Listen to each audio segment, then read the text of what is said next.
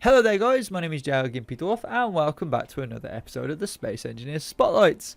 So we are revisiting an author on the workshop who actually disappeared for a while, and he is of course GEC.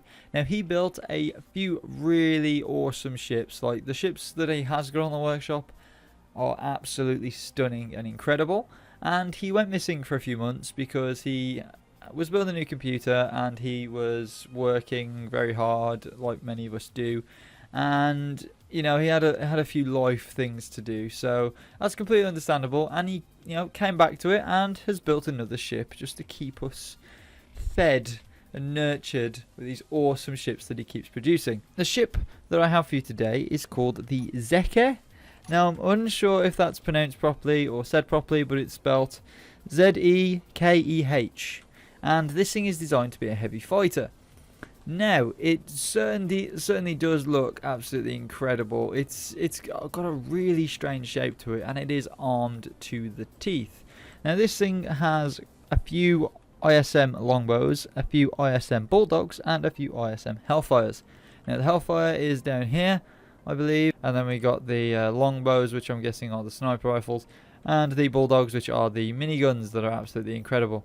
Now, this ship does have a few really nifty features, and he said he kept it to the minimum on what the ship requires, and I can see where he's coming from now, because all he's done is pretty much got like a large ship base with thrusters in that have been protected by some armor and engines, and then a cockpit, and that's literally just about it, and weapons. It's quite a big fighter in all fairness, but it's pretty cool.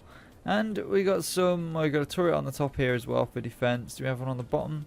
No, we don't. So there is a bit of an issue with protection from the underbelly, because this thing could get shot at, but we do have a connector there so it can rearm and all that gubbins, which is nice. And I am guessing that it is fully conveyor operated, as most ships are nowadays.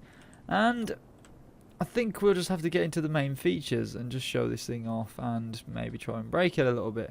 We can't actually break it because the block damage has been turned off for that reason, but he has warned that turning this thing is a bit of a nuisance, so you could break it if you turn the block damage off or on even. The one thing that I can point out with this ship is the fact that the reactors are so exposed. They look really nice and the colours really do stand out and set it off, but where these reactors are and how well protected they are is a little bit of a worry for me. It's kind of gone with the aesthetics, but I don't know, it really does scare me, the fact that you could just get shot there and then you've lost half of your power. It's a little bit worrying. We do have some buttons. Now we have a button to close the cockpit, and we actually have some really nice noises occurring while we're shutting that. So what we'll do is actually go inside and show you some of the ways this thing works. We have the cockpit, which if we look at our tab, we go hit 1. If we hit 1 again, Hello, Captain. we will fold up. We'll get a lovely welcoming message. And we have all of these different screens to look at. We have the storage status, we have the reactors, oxygen tanks, GPS, and some instructions. So we just say 1 is the cockpit ramp, 2 is the landing procedure, ISM, but so we've got all the weapons there, which is quite nice. If we go onto the second screen, we have all the cameras. So this thing is loaded with a few cameras. So if we hit 1, we have the front camera, so we can actually see where we're going and aiming. We have 2, which is 2 and 3 in fact are the side cameras, so we can see what's beside us, because this thing is quite a big ship to fly. And then we also have number 4, which is the back, so we can see everything that is going on around us, which is quite nice. And at least he's thought about this, because some authors don't tend to think about this, and it does worry me a little bit, because how would you see? I mean, at the moment all we can see is above us, which is a bit of an issue, and some authors don't take that into consideration, but it's always nice when people do, because it's so much easier to fly these things. So let's have a look at this landing sequence, shall we? So if we hit 1 and go back into that menu again, and we go back over and we hit 2, the landing gears actually detach and they fold up really tidily. Let's give this thing a fly, shall we, and see if we can break it or if we can make it derp. So instantly pulling off, it's actually pretty good to pull off in.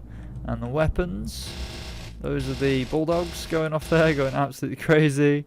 We have number 4, which is the longbows, which are like fast firing sniper rifles.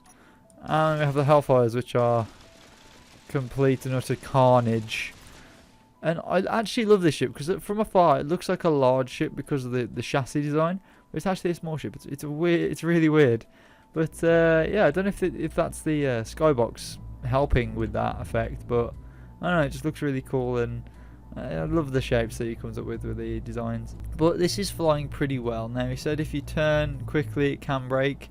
However, we haven't got the block destruction on, so we can't really find that out. Now, I am noticing this thing is overloading. So maybe he never noticed that, or maybe he has.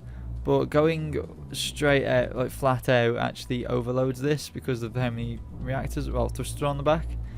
Bit of a problem, but other than that, it actually flies really well. It's a bit slow, but he didn't exactly say it was the fastest thing in the world. Bring it back without hitting anything, and then we'll bring it the landing sequence again.